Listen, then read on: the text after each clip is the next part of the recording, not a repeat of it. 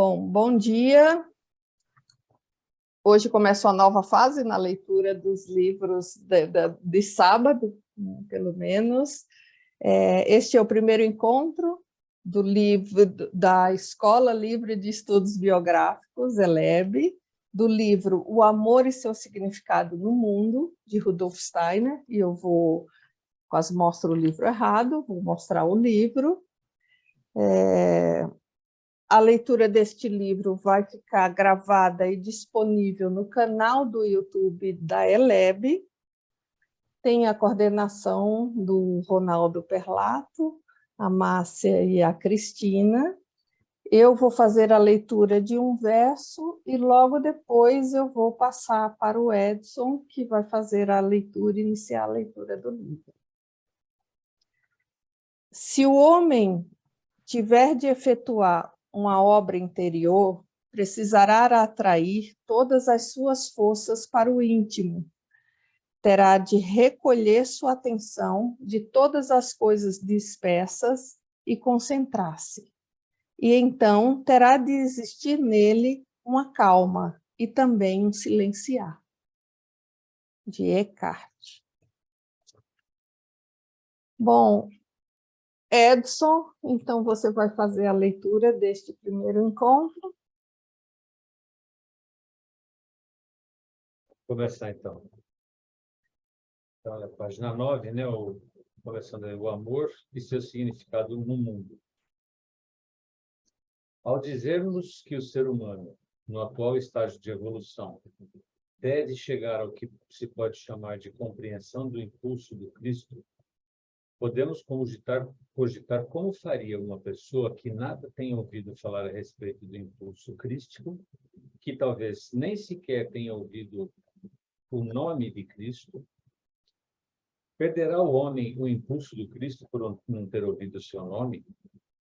Será necessário conhecer a teoria, aquilo que é chamado do impulso do Cristo, para que a força crística se manifeste na alma? Esclareçamos-nos sobre essa questão mediante as seguintes considerações a respeito da vida humana, do nascimento e da morte. O ser humano ingressa no mundo e, na primeira infância, está semi-adormecido. Primeiramente, temos de aprender e sentirmos como um eu, a encontrar-nos como um eu. E a nossa vida anímica se torna cada vez mais rica, acolhendo tudo o que nos é proporcionado por esse eu. Ao aproximar-se a morte, essa vida anímica é rica e madura ao máximo. E por isso podemos formular a seguinte pergunta: o que acontece em nossa vida anímica quando o nosso corpo decai? É uma particularidade especial da nossa vida física e anímica o fato de aquilo que levamos na alma como experiência de vida, como conhecimentos de vida, se tornar cada vez mais significativo com a aproximação da morte. Mas também o fato de cada vez mais certas qualidades se perderem, surgindo outras, individualmente bem diversas. Na juventude, nós acumulamos conhecimentos, fazemos experiências e alimentamos esperanças que, em geral, somente mais tarde podemos avaliar. Quanto mais nos aproximamos da velhice, mais começamos a amar a sabedoria da vida. O amor à sabedoria não é egoísta, pois aumenta cada vez mais com a aproximação da morte. Cresce na medida em que diminui a expectativa de obter algo de nossa sabedoria. Cada vez mais nós amamos este conteúdo anímico. A ciência espiritual pode, inicialmente, tornar-se até mesmo tentadora, quando a pessoa se apercebe de que a vida seguinte depende da sabedoria conquistada na vida presente. Uma boa dose de egoísmo, transcendendo esta vida, pode, assim, brotar da ciência espiritual. E aí reside um perigo. Desse modo, pode ocorrer que a ciência espiritual concebida incorretamente na alma se torne tentadora. Esta é a sedução da ciência espiritual. Reside em sua essência. Pode-se observar que o amor à sabedoria da vida surge do mesmo modo como o florescer da planta, quando essa se encontra madura para tal. Podemos, pois, observar que surge o amor por algo que está dentro de nós mesmos. O ser humano já tentou, de muitas maneiras, transpor no sentido superior o impulso do amor por algo que está em nós mesmos.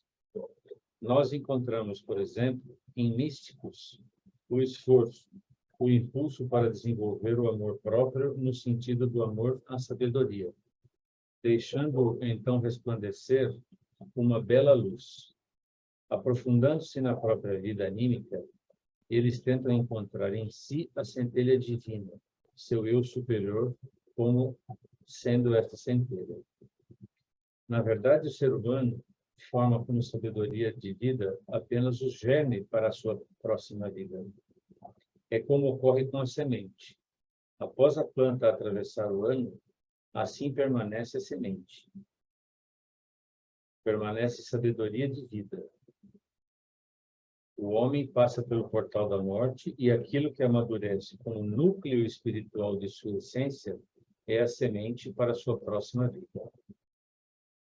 O homem percebe disto, podendo tornar-se um místico e considerar o que é apenas semente para a próxima vida, como sendo a chama divina, como sendo algo absoluto. Isto é interpretado assim porque incomoda reconhecer que esta semente espiritual não passa de nós mesmos.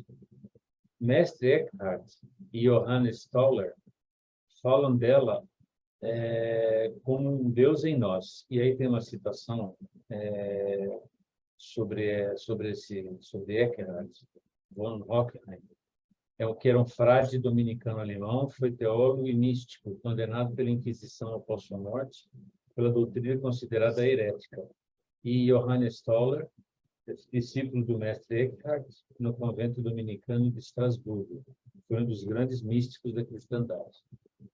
Então, voltando aqui, mestre Eckhart e Johannes Stoller falam dela como de um Deus sem nós, por nada saberem a respeito da reencarnação.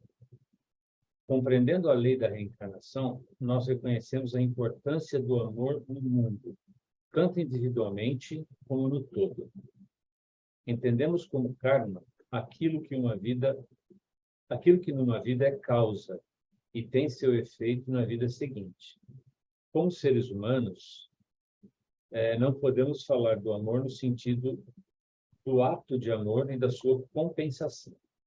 Trata-se, nesse caso, de uma ação e de sua compensação. Mas isto nada tem a ver com amor. Atos de amor são atos que, em princípio, não procuram sua compensação na vida seguinte. Eu acho que, Edson, podia parar se alguém quiser alguma observação, alguma pergunta. Caso não tenhamos, seguimos. Só para a gente poder ver se tem, dar uma respirada e ver se, né, se tem alguma questão aqui. Eu tenho uma questão, Ronaldo, já que se ninguém quiser, que essa questão de que ele, logo no início, ele trata de como as pessoas podem perceber o impulso crístico sem nunca terem nem ouvido falar do próprio Cristo ou tenham sido introduzidos na cultura, ou melhor, no conhecimento, nos mistérios aí do Gólgota, por exemplo, né? E eu imagino que ele ainda vai falar, mas uma coisa que não ficou muito clara para mim é como, na verdade, essa questão, a ciência, essa sedução da ciência espiritual, pelo que ele falou aqui. Então, primeiro, falando do Cristo, né, o que na antroposofia se diz é que o Cristo, ele é um ser solar que se encarna dos 30 aos 33 anos sem ter um karma na Terra, né? Ele não tem um karma humano, mas ele acaba assumindo o karma da humanidade, e justamente por isso ele existe para o ser humano, independente se o ser humano conhece ou não conhece. Então, os antigos iniciados, avatares, eles eram, até a época do Cristo, eles vinham para uma determinada época, uma determinada região da Terra. E o Cristo seria para todos, né? Então, essa é a primeira questão. A segunda questão que você colocou é a questão desse, que você usou esse termo, que ele fala de uma tentação. Da Né? tentação ou sedução, como ele coloca aí Sedução, no né? livro. Então, na realidade, ele vai desenvolver isso no livro, evidentemente, mas ele chama a atenção de que a sabedoria, ela deveria ser buscada em si, não como um processo de aperfeiçoamento. Né? Se você busca a sabedoria com o intuito já de ser uma pessoa melhor do que o outro, isso não faz sentido. E isso, qualquer sistema de autodesenvolvimento e qualquer linha de autodesenvolvimento, a filosofia não escapa disso, é que quando você vai entrando nos conhecimentos da ciência espiritual, você corre o risco de, inclusive, desenvolver uma certa soberba por saber algo que, teoricamente, outros não sabem. Né? Isso são forças contrárias que atuam, naturalmente, ele vai desenvolver mais isso à frente. Né? Mas ele diz aqui que o místico é aquele que encontra, né, uma semente dentro de si, né? Essa chama divina que os mestres que ele cita, né, o Eckhart e o Johannes Tauler, não conhecendo a questão ou não levando em consideração a questão da reencarnação, eles consideram só uma semente espiritual. E aqui ele vai começando a falar mais começa a falar sobre o karma, onde nós temos algumas coisas para serem compensadas, mas o ato de amor, ele é acima disso. Né? E ele vai desenvolver essa imagem que o amor é uma coisa que, na realidade, você exerce sem esperar nada em troca. Esse seria o verdadeiro amor. Né? Quando eu faço um ato de amor esperando um reconhecimento, isso ainda não é o verdadeiro ato de amor. O aspecto. Ok. Podemos seguir? Sim. Imaginemos, por exemplo, que trabalhamos e somos remunerados pelo trabalho. Poderia, entretanto, acontecer de trabalharmos sem alegria alguma, por estarmos fazendo não para receber uma remuneração, mas para saldar dívidas. Podemos imaginar que, nesse caso, a pessoa já tenha gasto o dinheiro ganho pelo trabalho. Ela preferiria não ter dívidas, mas já que as tem, deve trabalhar para saldá-las. Transponhamos este exemplo para a nossa atividade humana geral. Tudo o que fazemos por amor se evidencia como se estivéssemos pagando dívidas com isso. De um ponto de vista oculto, tudo o que ocorre por amor não traz remuneração, sendo uma atividade de retribuição por um bem já consumido. As únicas ações das quais nós nada teremos no futuro são aquelas que partem de um verdadeiro, autêntico amor. Esta verdade poderia assustar. Felizmente, as pessoas nada sabem a esse respeito em sua consciência superficial. No subconsciente, porém, todas o sabem, e por isso realizam com tão pouco prazer os atos de amor. Esta é a razão de existir pouco amor no mundo. As pessoas sentem, instintivamente, que no futuro nada possuirão para o seu eu, dos atos de amor. Uma alma deverá já ter feito grandes progressos em sua evolução para sentir prazer em praticar atos de amor, dos quais nada obterá. O impulso para isto não é forte na humanidade, mas do ocultismo é possível obter fortes impulsos para atos de amor. Do ponto de vista do nosso egoísmo, nós nada obtemos dos atos de amor. Tanto mais, porém, obtém deles o mundo. O ocultismo diz: o amor é para o mundo, o que o sol é para a vida exterior. Nenhuma alma poderia mais crescer caso o amor fosse eliminado do mundo. O amor é o sol moral do mundo. Não seria absurdo para uma pessoa que tem prazer e interesse no crescimento das flores de um prado desejar que o sol desaparecesse do mundo? Voltando. Não seria absurdo para uma pessoa que tem prazer e interesse no crescimento das flores de um prado desejar que o sol desaparecesse do mundo? Transposto para o âmbito moral, isto quer dizer, deve-se ter interesse em que um desenvolvimento sadio se imponha nas relações da humanidade. É uma atitude sábia semear tanto amor quanto possível pela Terra. Não há nada mais sábio do que promover o amor na Terra. O que nos oferece a ciência espiritual? Aprendem-se os fatos da evolução terrestre, ouve-se a respeito do espírito da Terra, sobre a superfície terrestre e suas alterações, sobre o devir do corpo humano e assim por diante. Vem-se a conhecer exatamente o que se entretece, pleno de vida, a evolução. O que significa isso? Isto significa, se as pessoas nada querem saber da ciência espiritual, elas não têm interesse algum pelo que aí está, pois quem não conhece Saturno, quem não quer conhecer a essência do Sol e da antiga Lua, tampouco conhece a Terra. E aí uma citação de número 2, que a esse respeito, Rudolf Steiner, em A Ciência Oculta, capítulo Evolução do Universo e do Homem, da editora Antroposófica. Se as pessoas carecem de interesse pelo mundo, isto é negligência, e é o mais crasso egoísmo. Interessar-se por tudo o que existe, eis o compromisso do ser humano. Desejemos e amemos, pois, o Sol com sua força criadora, com seu amor pela prosperidade da Terra e das almas humanas. O conhecimento da evolução da Terra deve ser o berço espiritual do amor pelo mundo, pois uma ciência espiritual sem amor seria um perigo para a humanidade. Não queremos, porém, pregar o amor. Esse amor virá ao mundo mediante a divulgação dos verdadeiros fatos espirituais. Ciência espiritual e verdadeiros atos de amor devem ser unos.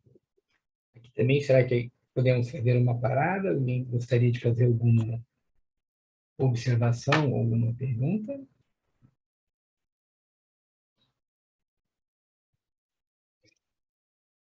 Estão todos tímidos hoje. Não estão sabendo que está sendo gravado. Pois é. Acho que a Eu Mara fiquei confusa com uma Acho que a- parte, tá. Sônia. Sônia, tá. Então, ele fala que quem pratica um ato de amor não busca recompensa, não é? Mas, pela minha experiência própria, a recompensa é imediata, porque quando você faz alguma coisa de amor, a gente já se sente recompensado instantaneamente, independente se vai vir de fora, mas vem de dentro a recompensa. Eu não sei, eu fiquei confusa por isso, porque às vezes eu faço alguma coisa por alguém e a pessoa fala assim, nossa, muito agradecida. Eu falo, não preciso agradecer. Aí eu falo assim, gente, eu fiquei mais feliz fazendo, eu fiquei muito feliz fazendo, então não precisa a pessoa agradecer, não precisa nada. Então, ficou confusa essa parte para mim. Você pode... O que eu entendo que ele fala, né, é essa questão, assim, a maioria das pessoas, quando faz, aí agora eu estou falando de uma forma mais genérica, não individualmente, porque isso depende também do grau de evolução de cada um de nós, né? Porque nós aprendemos que sempre existe um sistema de troca. E ainda, infelizmente, para muitas pessoas, elas só tomam uma atitude no mundo com um ganho. Então, a pessoa faz um ato de amor, ou amor é uma palavra bem ampla, né? Mas vamos dizer assim, eu faço um ato de uma vontade, um bem para o outro, mas minimamente eu espero um reconhecimento. Esse reconhecimento não precisa ser financeiro, nem ser expresso, mas eu espero que o outro demonstre que recebeu e que aceitou isso. Isso ainda faz parte da nossa vida. Ele fala de um amor que é difícil da gente abarcar verdadeiramente, que é aquele que eu vou fazer um ato de amor e não esperar absolutamente nada em troca. Então, quando nós pensamos no amor, principalmente do que mais se fala no amor, que é o amor erótico afetivo, quando eu gosto de alguém, eu no mínimo espero que essa pessoa goste de mim, né? Eu gostaria que ela gostasse de mim. E ele aqui faz um sentido bem mais amplo. Não é simples, realmente, e você fala uma coisa muito interessante, né? Quando você faz uma coisa realmente e você está muito bem em você e você faz para o outro, você não espera, não precisa esperar que a pessoa reconheça, mas quando a pessoa reconhece, a gente fica feliz. E o que ele fala é do tipo assim, eu vou fazer, se você não reconhecer, não faz, não tem problema. Eu vou aceitar isso, né? Então, eu acho que é esse o aspecto que ele fala, que ele aborda neste sentido, neste amor, né? Que é um amor realmente sem nenhuma expectativa. E, bom, vamos ver as perguntas. Não sei, Sônia, tudo bem? Edson, você levantou a mão? Sim. Mas antes, Edson, desculpa, eu tinha prestado atenção que a Mara tirou o microfone, eu não sei se ela ia, né, ia E falar alguma coisa. Tá, então, tudo bem. é sobre, por exemplo, assim, esse amor seria esse germe que você planta de uma vida e consegue reconhecer na vida seguinte esse trabalho já feito, no sentido de que isso você não adquire assim, esse amor da centelha divina de uma hora para outra, né? Então, trazendo assim de outras vidas, todo o trabalho que é feito nas nossas reencarnações, com o nosso desenvolvimento, um dia a gente vai chegar a isso. É interessante a sua pergunta, né? É uma questão, a sua pergunta coloca a questão no tempo, né? É, E essa questão no tempo, ela extrapola, ela pode ser no tempo de uma vida, numa biografia diurna, né? Que é entre a morte e o novo nascimento, mas entre biografias diurnas, e aí volta ao que ele traz como ciência espiritual, existem as biografias noturnas, que são aquelas que o ser humano perpassa entre a morte e o novo nascimento, onde ele faz uma avaliação da vida da biografia diurna anterior, e também das anteriores, de várias anteriores. E nessa avaliação, você gera uma tarefa kármica. O karma seria uma necessidade, né? E, naturalmente, esse aspecto da tarefa, ele vem porque nós, como não somos perfeitos, né, não somos hierarquias superiores, nós cometemos uma série de falhas. Acertamos, evidentemente, mas também temos uma série de falhas. E esse é o processo de desenvolvimento, né, em que eu volto, e aí Steiner traz uma imagem bastante interessante, que em outro texto, né, não nesse, em que nós reencarnamos não apenas para resolver as nossas questões pessoais, mas também para ajudar no desenvolvimento da humanidade. Esse já é um ato de amor. Se eu conseguir realmente atuar pelo desenvolvimento da humanidade, principalmente se eu não espero nada em troca. Então, imagina que eu falo, eu vim para a vida, eu vou ser uma personalidade super importante, vou ajudar na evolução da Terra, seja através da ciência, seja através da religião, da arte, mas eu quero ser reconhecido. Então, esse ainda não é o verdadeiro ato de amor. E por isso que ele fala da importância de se conhecer, através da ciência espiritual, o que é o antigo Saturno. Então, ele cita expressões aqui que quem conhece a antroposofia sabe que ele está se referindo à cosmogênese, que é a gênese do cosmos, quando tudo começa com o antigo Saturno, depois vem o antigo Sol, a antiga Lua, a Terra, e posteriormente essa Terra vai também continuar a sua evolução. Do que eu entendo que ele quer dizer aqui nas entrelinhas é que quando nós reconhecemos que tudo que nós temos hoje na Terra é o mundo espiritual manifesto, o que seria isso? São os seres espirituais que se derramam na natureza, no mundo. Esse é um verdadeiro ato de amor. É uma verdadeira doação dos seres espirituais. Então, quando nós olhamos isso, né, eu vejo que você tem a possibilidade de compreender como que seres tão superiores se dedicam a criar a evolução humana, com toda a imperfeição que nós ainda temos. Então, eu entendo que esse reconhecer isso e conhecer, né, essa evolução que a ciência espiritual nos traz, E a ciência espiritual traz especificamente a figura do Cristo como sendo esse centro, né, este ser central, que é por si aquele que é puro amor, e desse puro amor ele incentiva a fraternidade entre os homens, esse seria um caminho de reconhecimento do amor. Edson, desculpa, agora... Sim.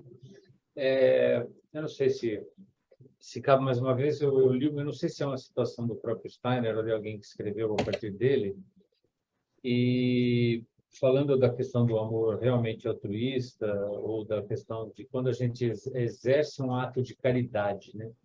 Para a gente prestar muita atenção, se muitas vezes esse ato de caridade, por exemplo, quando você dá uma esmola, se você não está mais preocupado com satisfazer a sua própria necessidade de se ver livre daquela situação, ou se você está realmente querendo ajudar.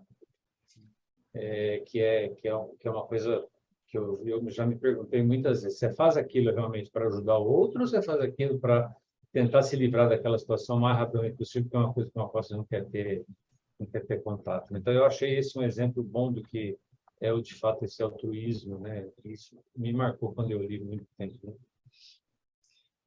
Isso volta novamente para o que a antroposofia sempre fala, né? E não precisaria ser antropologia, na vida mesmo observando, né? Que é a questão de que tudo parte de um caminho de desenvolvimento interior. Então, pode ser que realmente, em determinadas situações, eu precise agir de uma forma até paternalista, né? Eu vejo que a pessoa não tem condições, eu vou lá e ajudo, mas a verdadeira ajuda seria no sentido de possibilitar ao indivíduo agir por si. Né? Mas tem determinadas situações que se chega, por exemplo, depois de um... Né? Hoje em dia se fala muito da pedagogia de emergência, né? Que também tem Sim. uma forte influência na antropologia. Então, você vai ajudar pessoas que estão em situações onde houve um desastre natural, ou até mesmo uma guerra, e as pessoas estão absolutamente numa situação de absoluta fragilidade. E que aí não é o momento de você ficar pensando no futuro, você tem que agir naquele momento. Agora, em todas as situações de ajuda, existem pessoas que realmente estão ali, às vezes até sem perceber, isso é mais inconscientemente, mas assim, buscando uma satisfação própria mesmo na ajuda, né? Não pensando verdadeiramente no outro. Isso não por maldade, algumas pessoas realmente não conseguem perceber isso, né? E outras, claramente, sim. Elas fazem questão de mostrar que fizeram aquilo. Então, é uma questão que a gente tem que entender que, eu sempre brinco, né? O ser humano ele tem autoconsciência, autonomia, mas é o único ser vivo que tem a possibilidade do auto-engano. E quando eu faço uma coisa dizendo que é pelo outro, mas na realidade eu estou buscando satisfação própria, isso é um auto-engano. E não é um processo de desenvolvimento verdadeiro. E é curioso, né, Cada um tem Ronaldo? que olhar para si, né? Exato. Sim, desculpa. E é curioso que até na Bíblia mesmo tem uma passagem também, eu não conheço a Bíblia profundamente, muito pelo contrário, mas que tem uma passagem assim, que a sua mão direita não saiba o que faz a sua mão esquerda, né? Então, acho que isso também traz um pouco desse aspecto. aspecto, né? E parece que tem uma questão aí, viu, Ronaldo? Eu acho que no chat, se você quiser falar. Da não vi, desculpa. Clarice, a Clarice, eu não sei se ela quer falar, não. Então, ela fala tentando decodificar, está gravando. O amor seria mais ligado a servir a um ser espiritual do que a um ato de bondade, embora seja parte do aprimoramento moral. Eu acho que eu não entendi bem a pergunta. O que ela quis dizer? Você não quer falar, Clarice? Fala, Clarice. Está gravando, né? Doutor Ronaldo, pelo que eu entendo, eu sinto que o amor é uma coisa muito maior do que nosso ato de bondade que a gente produz aqui na Terra, embora o bom, o belo e o verdadeiro fazem parte do nosso aprimoramento moral. Eu acho que quando a gente fala esse amor, é isso a minha dúvida, a gente está se referindo mais a um serviço, a um ser, força, não sei mais como fala, também força a gente ser materialista, né? Porque pelo que eu estou lendo na Filosofia da Liberdade. Por isso está tudo assim, ó, como se fosse mais um ser cósmico, um serviço a essa evolução como um todo, né? Pensando em nós, nos que estão para trás, nos que têm que ir para frente. Isso seria o amor, nessa força que o Rudolf Steiner está trazendo? Então, no próprio texto ele fala da centelha divina, lembra? Então, isso é um aspecto interessante, porque todos nós temos uma centelha em nós, e isso é a representação da espiritualidade máxima. Tem um outro texto em que o Steiner fala que é interessante que tem dois momentos da história da humanidade, né, que são muito importantes. Um é aquilo que é descrito na Bíblia como a queda do paraíso, onde Lúcifer, na imagem da serpente, que é uma força contrária, diz para o ser humano: vocês podem ser deuses. E no Novo Testamento, o Cristo usa essa mesma expressão: sois deuses. Mas com uma diferença brutal. É a mesma frase, mas a intenção é completamente diferente.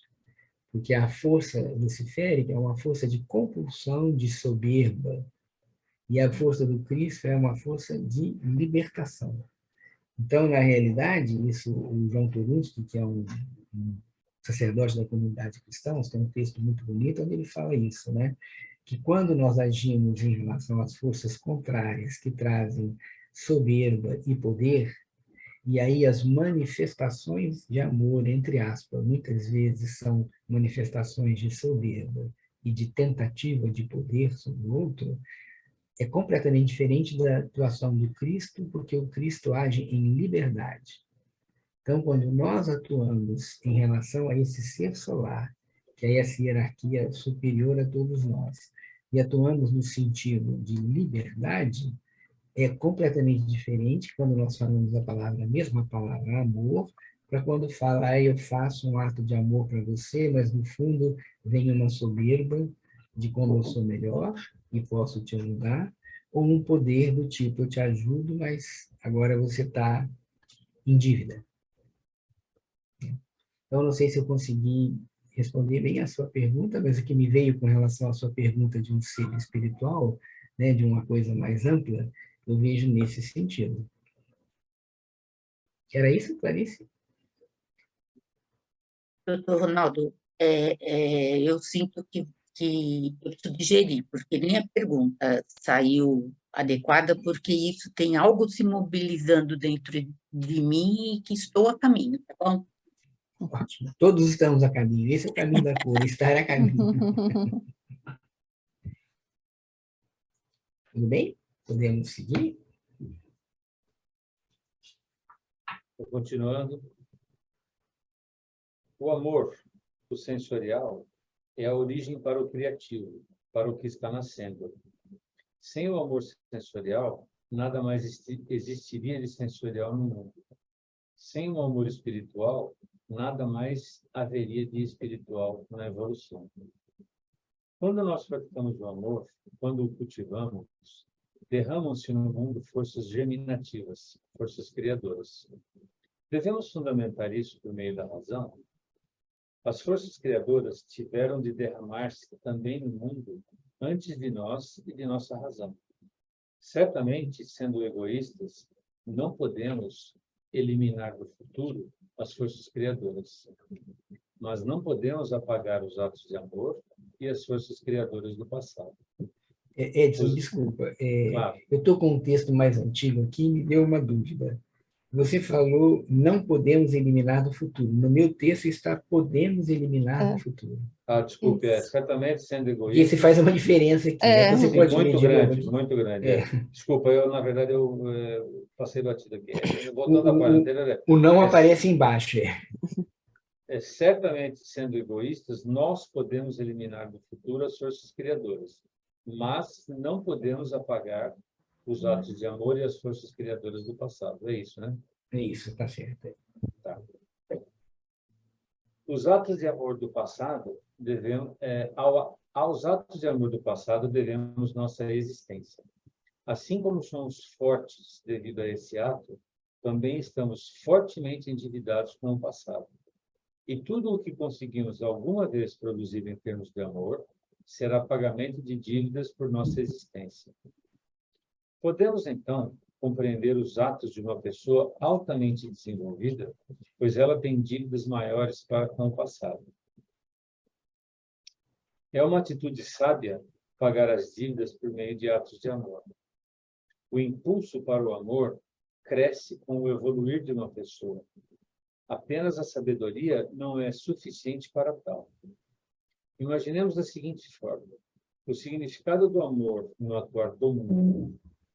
Imaginemos da seguinte forma o significado do amor no atuar do mundo.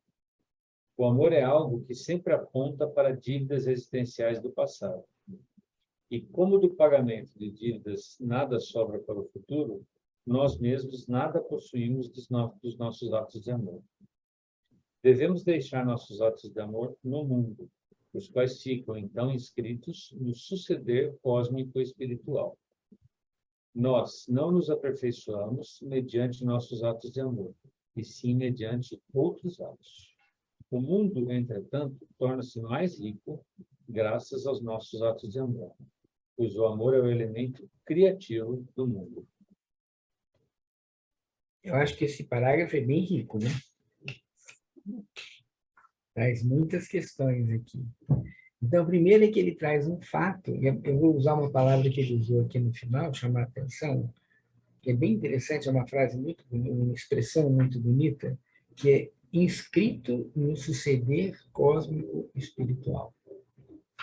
Então, isso é bem interessante, porque tem a ver com a cosmogênese que nós falamos, né? Suceder é algo que vem numa sequência, no tempo, né? Numa evolução.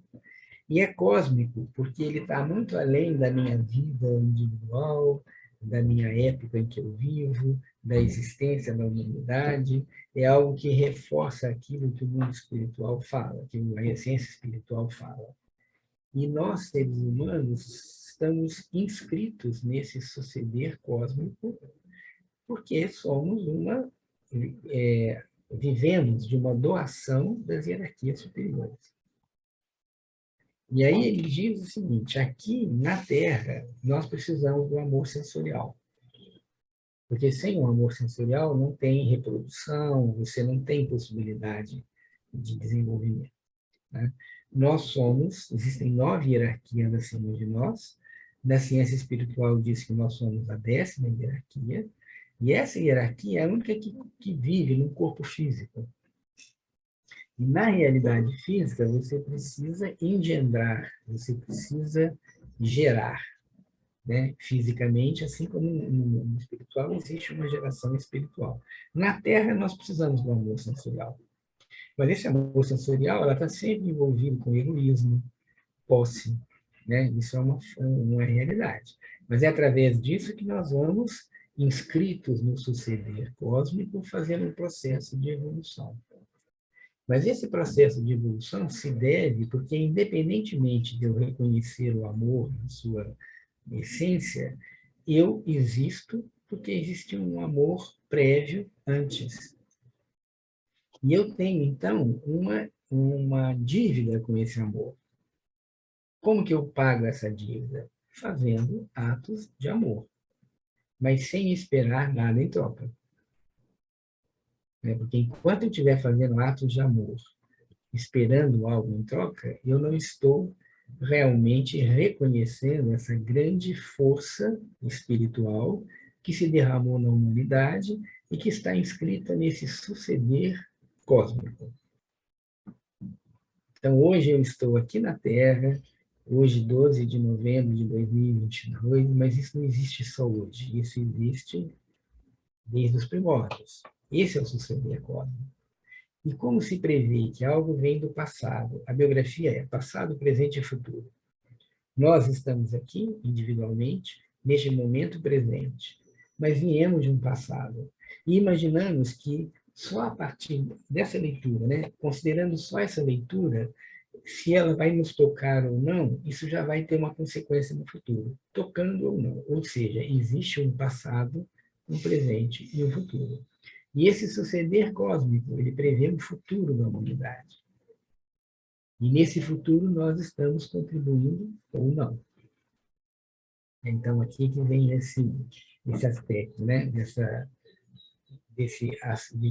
Que ele termina aqui, nós não nos aperfeiçoamos através de nossos próprios atos de amor, mas através de outros atos. Ou seja, eu vou aperfeiçoando, mas assim, o meu ato de amor, ele é entregue para o mundo. O mundo, entretanto, torna-se mais rico mediante nossos atos de amor, pois o amor é o elemento criador do mundo. Porque foi assim no início do suceder cósmico, com as hierarquias. E eu continuo com essa tarefa. Assim? Então, Ronaldo, agora o senhor me respondeu. Espera Obrigada, aí. viu? Ah, Clarice, tá bom. Aqui a Cíntia tinha levantado a mãozinha lá. Tá? Cíntia?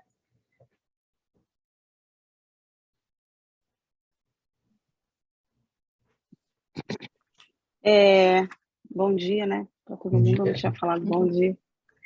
Então, sobre o que você estava falando, que é difícil quando tem um livro do Steiner, a cabeça acho que dá um nó, assim, né? E aí vem tudo de uma vez, é difícil de sintetizar.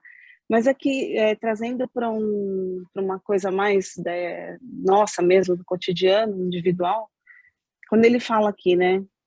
É uma atitude sábia pagar as dívidas por meio dos atos de amor. O impulso para o amor cresce com o evoluir de uma pessoa. Aí eu fiquei pensando assim, por exemplo, na nossa vida, quando a gente tem dificuldade com uma pessoa, né, e a gente não se dá bem, a gente não gosta daquela pessoa, mas aquela pessoa, ela está no nosso convívio. E aí esse ato de amor seria, por exemplo, eu renunciar não é nem renúncia, mas colocar um esforço de encontrar alguma coisa de bom, algum elo com que a gente possa se relacionar e tirar essa coisa da antipatia, né, de sempre com aquele olhar, ela tá falando, já não gosto do tom da voz, não gosto, né, isso seria, ou seja, esse esforço, né, que eu quero dizer, de ir contra mim, né, de não me dar bem e quebrar um padrão, talvez, que eu tenho comigo mesma, né, isso seria esse ato de amor, assim, que eu coloco no mundo? Isso também seria uma dívida, pagando essa dívida, né, cósmica, que me pegou muito essa parte dos seres, né, que se derramam, eles não tinham por que fazer isso, no meu entendimento, né, eles fizeram por amor, né, então isso seria uma forma de pagar um pouquinho da dívida. Então, é interessante assim, né? O que você fala. Primeiro que nós temos que reconhecer que, como seres humanos, nós estamos muito longe da unidade e, naturalmente, da perfeição. Então, esse amor que ele fala aqui é um ato de amor, como o do Cristo, das hierarquias, que é muito superior do que nós ainda conseguimos fazer. Mas o fato de não conseguirmos fazer a plenitude não nos impede, né, e não nos desculpa de fazermos um caminho. E isso que você falou, o Steiner fala como sendo atos de positividade. O ato de positividade é aquele em que você consegue ver o que está por trás de um fenômeno na natureza, ou de uma pessoa. Então, eu não gosto de uma pessoa. Isso faz parte da vida. Está no suceder cósmico, né? Porque nós estamos vários seres humanos em desenvolvimento, e, naturalmente, em algum momento, você desagrada alguém. Mas eu posso, se eu agir de uma forma absolutamente egoísta, eu posso, inclusive, perder uma possibilidade de uma grande atuação no mundo junto com essa pessoa de que eu não gosto. Ao mesmo tempo, quando eu pratico uma aproximação dessa pessoa, eu posso também ajudar que essa distância, que essa tensão que existe entre nós, também possa evoluir. Então, o ato de amor, realmente, eu entendo aqui, dentro da nossa qualidade humana, não hierárquica, superior, é agir pelo bem geral. E a positividade é aquele exercício que eu reconheço que eu não gosto dessa pessoa. mas que eu vou procurar, eu já não gosto. Então, isso eu já tenho. A positividade, eu procurar o que ela tem de bom. O que eu não gosto, eu já sei, né? E pode até ter, realmente, eu não gosto dessa pessoa, não simplesmente por uma mera antipatia, mas porque essa pessoa me provocou algum mal-estar, alguma questão assim. Eu não preciso estar convivendo especificamente com essa pessoa, mas eu posso desenvolver uma qualidade de positividade, que ainda, consequentemente, não é o amor pleno, mas eu estou no caminho. E aí eu imagino que isso seja, segundo a sua pergunta, se é como pagar uma dívida, porque na evolução, nesse caminhar cósmico, né, nesse suceder cósmico, existem seres hierárquicos que estão a favor da evolução da humanidade, mas também tem seres que são contrários. Mas pensando nesses que são a favor da evolução, a evolução é algo que vai sempre no sentido crescente em direção ao futuro. Sempre que eu tenho um nó numa relação, eu não estou indo em direção ao futuro. Eu minimamente estou preso no presente e muitas vezes eu estou regredindo. Então, quando eu provoco, eu busco minimamente compreender positivamente essa pessoa, isso pode ainda não ser esse ato de amor que ele cita aqui, mas é um estar no caminho. Então, eu acho que, respondendo a sua pergunta, se eu entendi ela bem, realmente sim, tudo que eu posso fazer, eu estou caminhando neste sentido. Cíntia, tudo bem? Não, só para... Entendi, obrigada. Eu acho que também, no fundo, né, tudo tem a ver com a gente mesmo. Então, isso que você falou, né, estar a caminho, acho que aí bate com o que eu penso, né, com o que eu já vi também. Porque, no fundo, vai se tratar de mim, né? Então, eu vou me modificar e eu vou ter que a outra pessoa vai continuar lá, ela nem está sabendo, né? Mas esse estar a caminho, acho que é isso, né? Então, dentro de mim algo está mudando, né? Eu estou me abrindo, estou considerando. Mara? Mara, você vai ser a última, que nós já estamos hoje 9h30, né? Mas tudo bem, mas pode perguntar, tudo bem. Não, não é. Vamos encerrar hoje aqui. É só uma colocação também no sentido de é difícil, né? Esse ter um pensamento positivo, que eu digo até um pensamento positivo, porque é difícil esse ato de amor.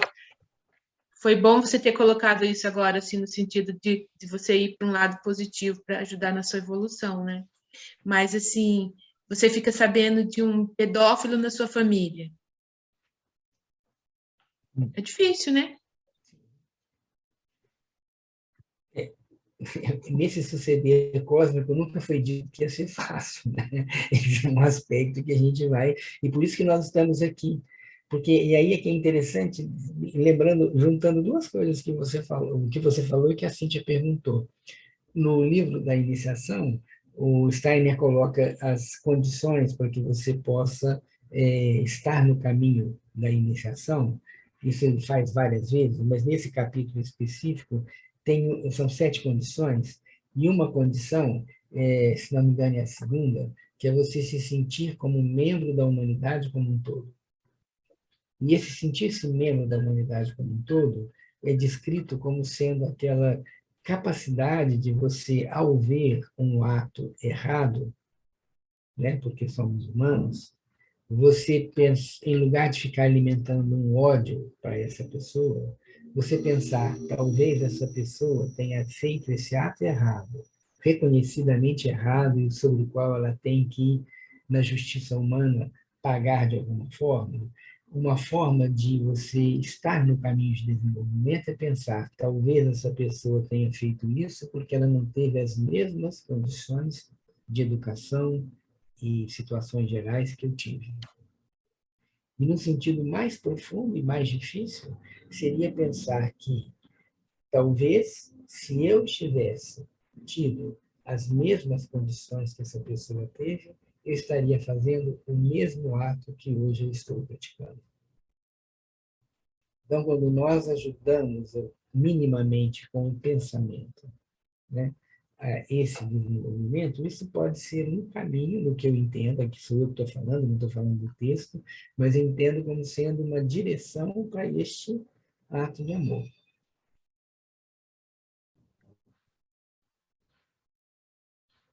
Bom, chegamos no ponto, gente, 9h31, acho que podemos hoje encerrar, né?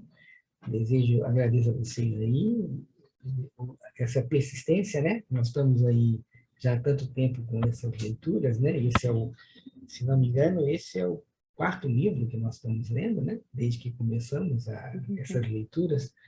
Esse é o primeiro encontro deste livro, mas é o 92º encontro, desde que, na época da pandemia, nós começamos pela escola os grupos de estudo. Este grupo de estudo, especificamente, já completou 92 encontros aqui, né? Então, eu agradeço a persistência dos que estão nos acompanhando em tantas leituras, né?